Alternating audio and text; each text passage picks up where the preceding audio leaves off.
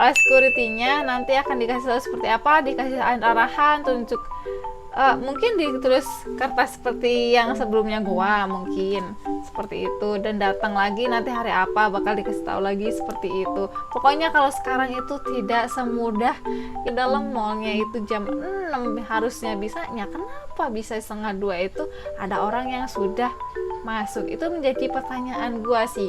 Itu menjadi cerita misterius yang aneh banget guys. A few moments later. Hello, welcome to my channel. Konnichiwa. Jadi hari ini gue akan membahas tentang pengalaman gue seputar pembuatan visa kerja atau kutegune ke Jepang. Let's check it out. Oke, jadi kita semua tahu ya kalau proses pembuatan visa itu sebenarnya bisa dengan cara reservasi dan ada yang namanya premium launch.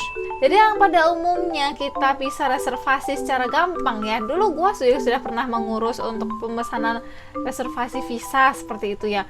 Kalau pas zaman nggak corona seperti itu, tidak ada yang namanya kesulitan ya dalam pemesanan atau pembukingan proses visa. Jadi begitu kita ngebooking misalkan dari LPK 5 orang kayak 10 orang, 15 orang, 20 orang untuk Yoyaku di hari misalkan besok Jumat seperti itu, atau pokoknya di hari yang tersedia, jam yang tersedia, maka kita bisa langsung ngebooking.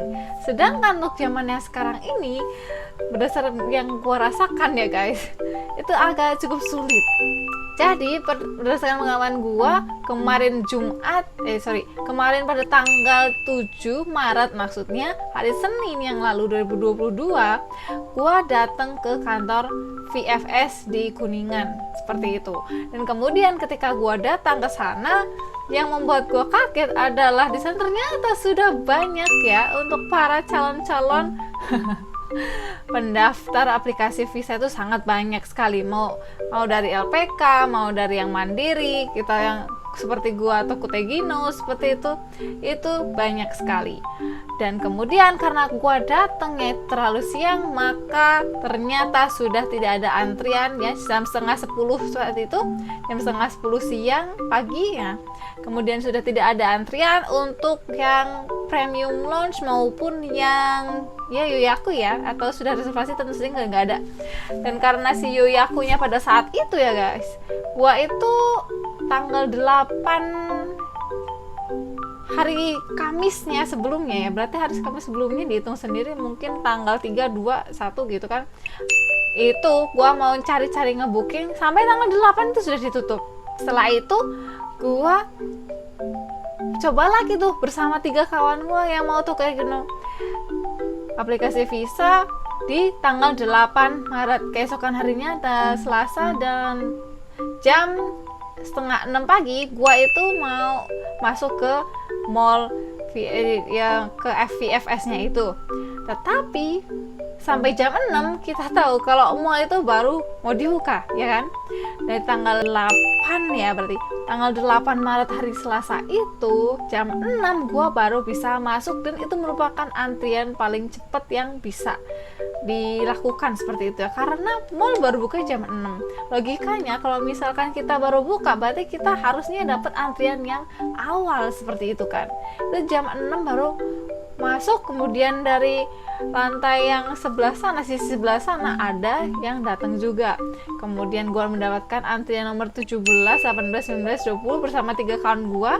Dan yang terjadi adalah kita harus menunggu sampai VFS-nya buka untuk menunggu keputusan apakah gua bisa ikut apply visa atau tidak.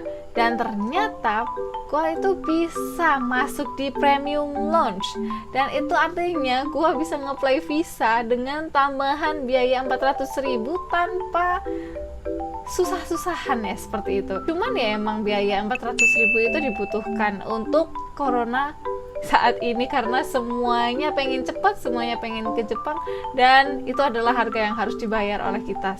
Tetapi kabar buruknya ya, pada tanggal 8 Maret atau hari Selasa itu gua itu sudah ngelis itu nomor 18 kan, 19, 20 sama temen gua.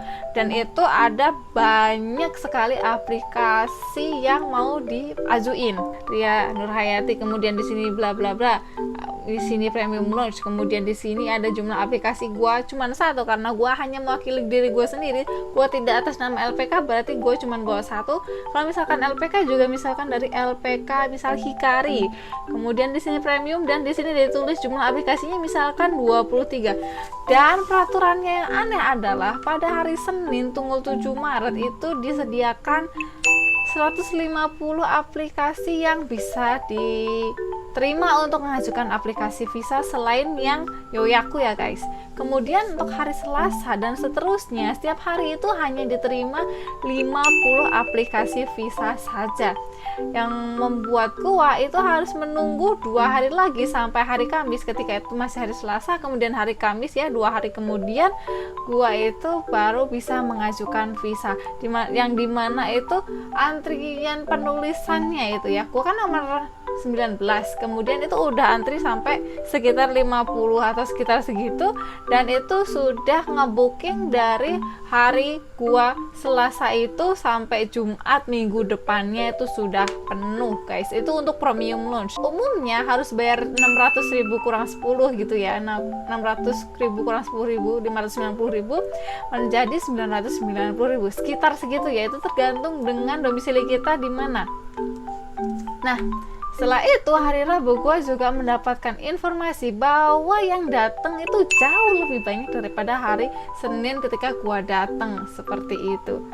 Dan kemudian gue tidak terlalu menyimak, tetapi mungkin seterusnya masih sama ya. Di hari Rabu itu pada ngelis guys. Jadi di buah kertas, kemudian di sini ada premium launch-nya, bla bla bla, list seperti itu kan. Jumlah aplikasinya ada berapa, entah itu satu, entah itu dari LPK yang kumulatif seperti itu. Dan kemudian pas gua dateng ya, tanggal berarti 7, 8, 9, 10. Tanggal 10 hari ini ya guys, karena hari ini gua membuat videonya malam ya, tanggal 10 itu ternyata gua mendapatkan info dari mbak-mbak yang ngecekin visa kita itu di premium launch. Gua mendapatkan informasi bahwa premium launch itu sudah ditutup sampai tanggal 11 April, padahal gua itu datang baru tanggal 10 Maret guys. Jadi premium launch itu sudah tutup 1 bulan ke depan ya, karena saking banyaknya aplikasi yang masuk seperti itu guys. Jadi sebenarnya katanya kuotanya itu ada yang premium launch yang tiap hari itu dibuka hanya 50 orang, kemudian ada yang biasa ya. Yang biasa itu yang pakai Yoyaku reservasi itu sekitar, kalau nggak salah ingat, 350 atau 400-an seperti itu setiap hari guys, katanya sih gitu. Kalau kalian ingin tahu ya solusinya menurut gua, kalau kalian ingin tahu bagaimana kalian bisa aplikasi visa, mendingan kalian datang langsung ke kantor VFS-nya, dan kemungkinan ya oleh security-nya nanti akan dikasih tahu seperti apa, dikasih arahan, tunjuk, mungkin ditulis kertas seperti yang sebelumnya gua, mungkin seperti itu, dan datang lagi nanti hari apa bakal dikasih tahu lagi seperti itu. Pokoknya kalau sekarang itu tidak semudah yang dulu guys, karena semuanya itu ingin pergi ke Jepang secepatnya karena corona, tidak ada yang tahu seperti apa kondisi untuk selanjutnya. Oke, seperti itu. Oke, jadi untuk pembahasan seputar susahnya mendaftar aplikasi visa itu seperti itu saja ya guys ya. Ini hanya sebuah cerita, ini boleh dianggap serius atau tidak ya. Jadi seperti ini, ketika gua datang tanggal 8 hari Selasa Maret 2022 di kantor VFS itu jam 6 masuk. Tetapi anehnya ya guys, kan gue datang itu jam 6 baru bisa masuk mall, kemudian ke lantai 2 di VFS-nya. Tetapi katanya berdasarkan yang gue dapatkan ya, informasinya itu setengah 2 pagi itu sudah ada orang yang menuliskan absen di kertasnya guys.